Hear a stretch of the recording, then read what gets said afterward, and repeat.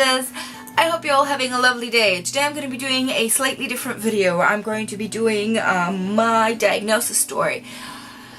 You might know this already, you might not, because I haven't really spoken about this in my regular English channel, but I have type 1 diabetes. I have been diabetic for 13 years.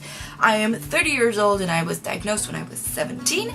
Most diabetics get diagnosed because they are really sick for a very long time and all of a sudden they collapse, or they have like a really bad flu, or it comes to a very strong boiling point for a lot of people, and that's how they get diagnosed. They end up in the emergency room. I was lucky. They found it before, I guess, they got to that point with me, because what happens is a lot of times is before you get actually diagnosed, your sugar goes up and down. It's not exactly type 1 diabetes yet. It's not full blown yet.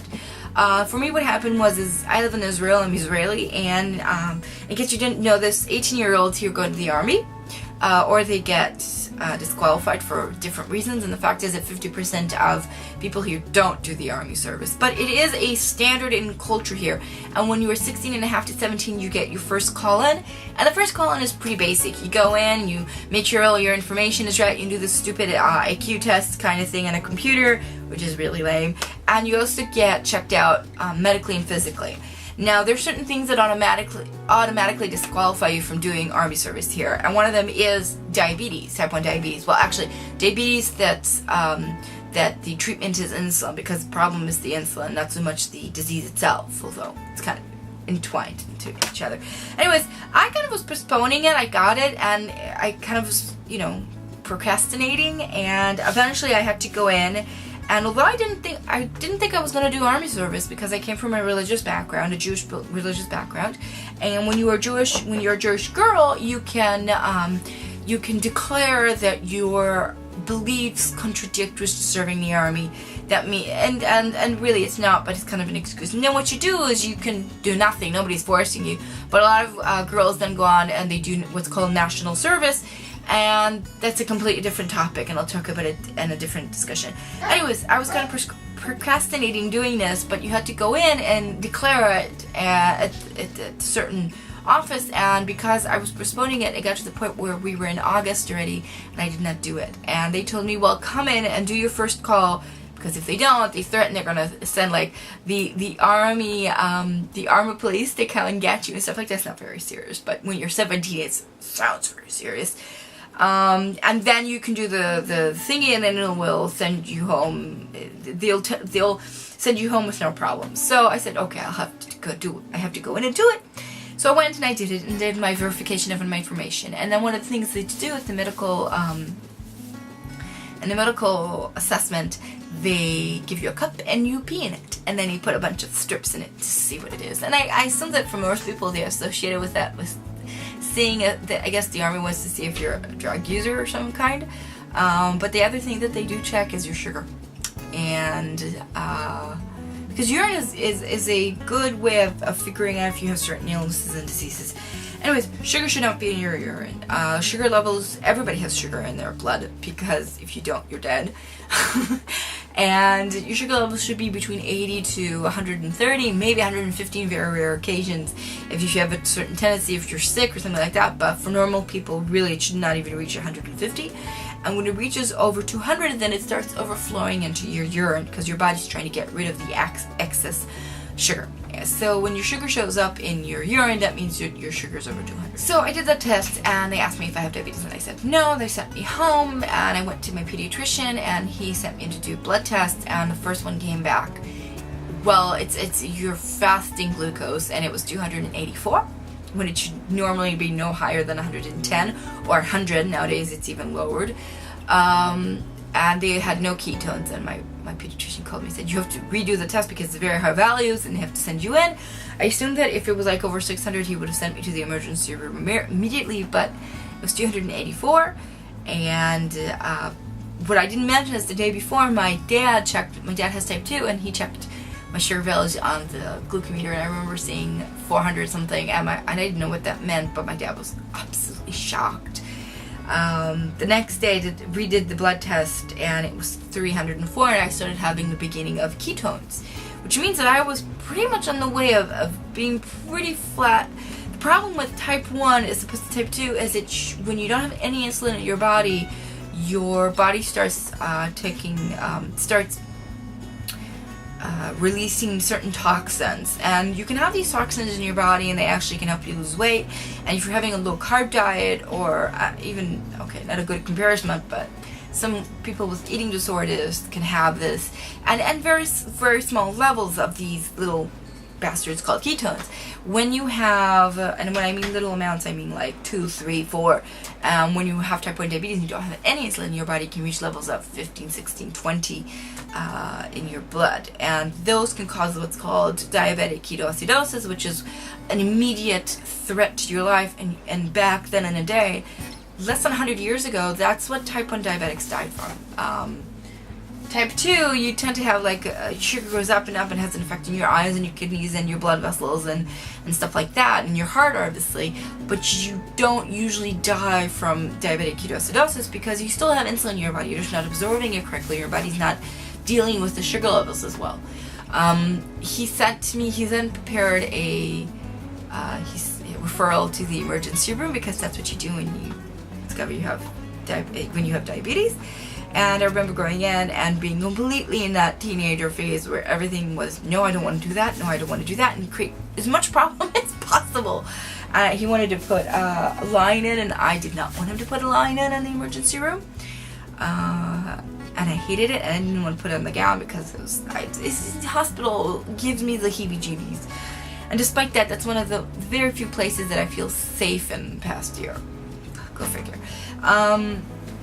And they sent me in. In the beginning, they thought I might have type 2 because I wasn't your skinny girl. Although I did weigh about 70. I lost a bunch of weight before that. And I was so sure it was my diet finally going right, you know. But I was about 71 kilos, and I'm 5'9". 71 kilos, I don't know how much of that is in pounds, but that's a good weight. And they thought because I was an overweight teenager, maybe that's why I had type 2, and they first put me on your standard glucophage, glucosamine, or metamorphin. It's all the same drug. It did not work. They sent me home. It did not work. My sugar kept spiking, kept going, because this time I was checking my sugar all the time, and it was going over 400 and over 500, and within a few days I was back in the hospital, and this time I got insulin. I got fast-acting insulin called Humalog, which I'm still using till this day, and I got a slow release that's called Humulin. And I remember it's so different than what it is now, because the insulins that the long-term insulins that we use now are good for 24 hours. You take one shot every 24 hours, and they pretty much have the same consistent level of throughout the entire day, while the old-fashioned insulins would work for 9 hours, something like that, and they would have spike periods. So when you took them for the next, after 4 hours, it had a huge spike, and then it had a lower down. And when you think about how you deal with it nowadays, it's completely different, the whole method. I was very against using an insulin pump in the beginning, because I got, they offered me to go on the pump pretty much from the beginning, and I've only gone on the pump about a year ago. And I have to say, it really does change your life. And one of the major problems with why I didn't want an insulin pump is because I didn't want the consistent reminder of being diabetic. Well, I am a diabetic, so it was a lot of things to do with denial. This month is the Type 1 Diabetes Awareness Month, and they're doing a Type 1 Looks Like Me hashtag. So I posted that as well, and that's why I'm doing this video. So it isn't my beauty channel, but obviously my channel is my channel. It talks about me. That sounds so terrible. I know that there's a lot of things that with Type 1 I wish I knew 12 years ago. I wish that things were different. I think the worst point in time for me was that I know flat out that I was suffering from image problems and eating disorders when I was already diagnosed with diabetes, which in itself created a whole new set of problems. And the other peak where I started really having issues with my sugars was when I was diagnosed with fibromyalgia and chronic fatigue about at the age of 27, around that age. And all of a sudden diabetes became I thought I thought it was just a thing, and I was never really, hyper about it. Like, I would go on dates and, yeah, I have diabetes, and I would talk to people, yeah, I have diabetes, yeah, social media, big sugar. It was never a big deal for me. And when something else that was a very big deal came in my life, all of a sudden this diabetes, it was never a big deal, as I said, really came on the back burner. And that was a mistake, because diabetes, and this really is, this nowadays, managing type 1 diabetes is a full-time job, and you have to acknowledge it, and you have to live with it, and you might accept it, and you might not have a very problematic, I clearly in the past year have been brittle diabetic, but I've never been one before.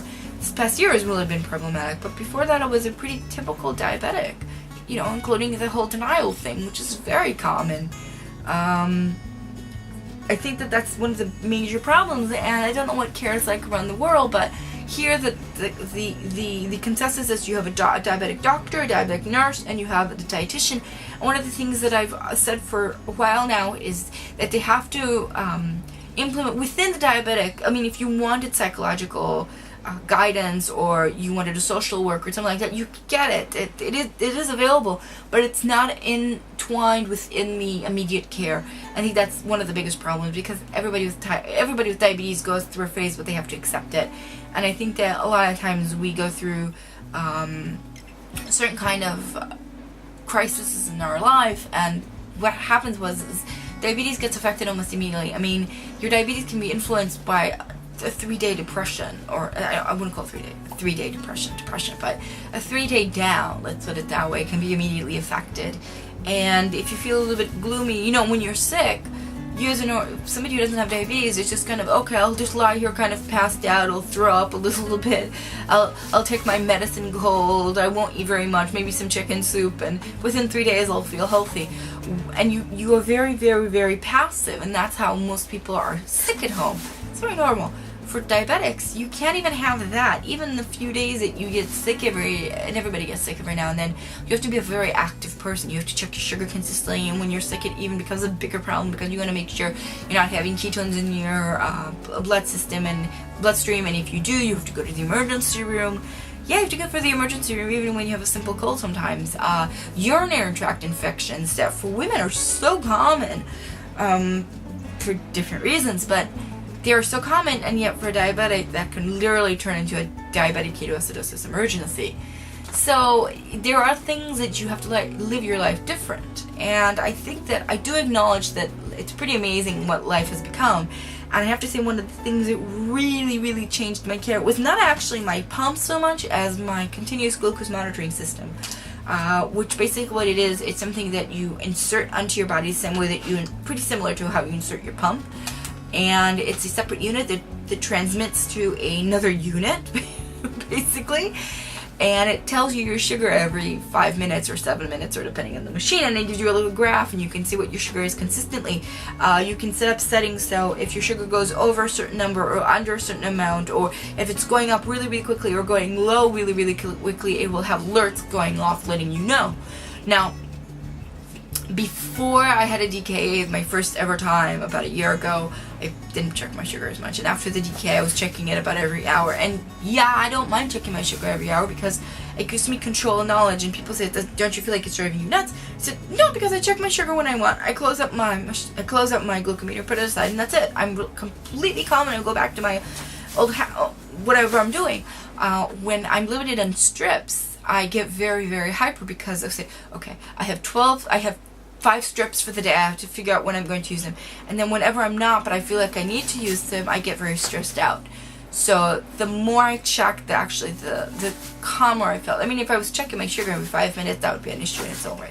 But the continuous glucose monitoring system takes that completely away. You still check your sugar the old-fashioned way.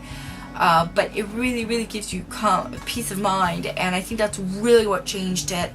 And I see it as one of the very basic things that have to be part of diabetic care, and the fact that it's not here and you have to subsidize it yourself, or say that you have hyper unawareness, which some people do have, but even if you don't and you say that you do, they'll believe you, but they'll also take away your license. So it's not something you want to be so quick about saying that you have, unless you really do have it. And then what can I say? That was my diabetic story. I have a little bit of an unusual story because, as I said, most people end up in the emergency room because they're very, very, very ill, or even diabetic ketoacidosis. Which, by the way, I didn't have for 12 years until last year was my first ever time. I think I said I did a separate video about my diabetic ketoacidosis experience, I think. Anyways, that was my video. That's my diabetes stories and my diagnosis story. Maybe other things that I should mention. I did drink a lot. I still drink a lot, even when my sugar's completely, my H1C is completely balanced. I still drink mass amounts of fluid. I mean, I'm a completely Diet Coke addict, but I do drink full bottles of water because I try to not be completely dependent on Coke. I did lose weight, as I said. That was another thing. I don't remember being sick, but again, I think they caught it before it even really had an effect on me, when it was just starting to happen. I'm a strong believer that might be an influence. I think I might have been more of a classic type 1.5, because I think my honeymoon period was a very long honeymoon period. And maybe that's also because they caught it early, but the fact was that I was very, very bad on the remission of insulin, and I should have gone into DK at least a few times, but maybe because I still had insulin in my body, I did not, which makes me think that my honeymoon period was a very long period. What else can I say? I was a classic in denial diabetic, which a lot of people are. And that's it, basically. If you have any questions, you can feel free to write them down below. I'll be more than happy to write a reply. And that's it. I hope you enjoyed this video. Please give it a thumbs up if you want to. And that's it. So have a lovely day, everybody. Bye.